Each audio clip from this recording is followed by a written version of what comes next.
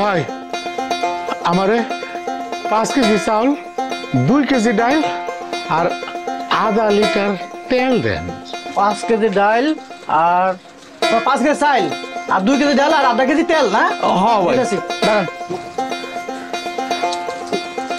তেল আধা কেজি ফ্রেশটা দিলাম।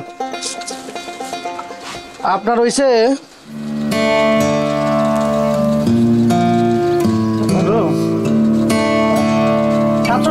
700।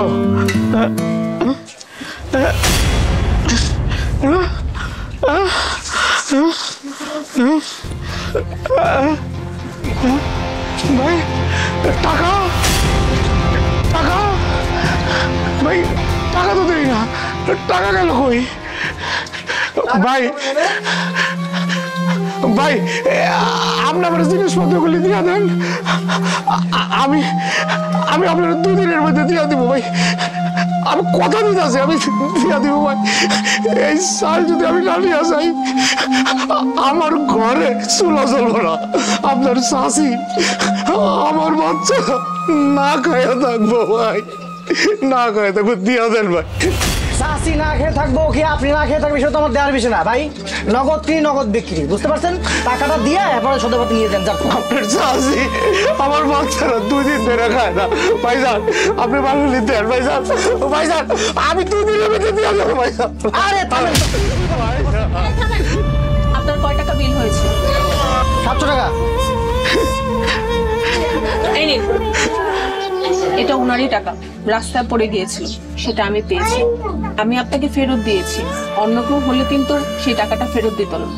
তাই বলছি সাবধানে রাস্তাঘাটে চলাফেরা করবেন আর টাকা পয়সাটাও সাবধানে রাখবেন।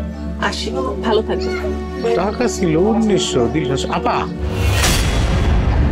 আমি জানি এই টাকা আমার না, এই টাকা আপনি নিজে দিচ্ছেন।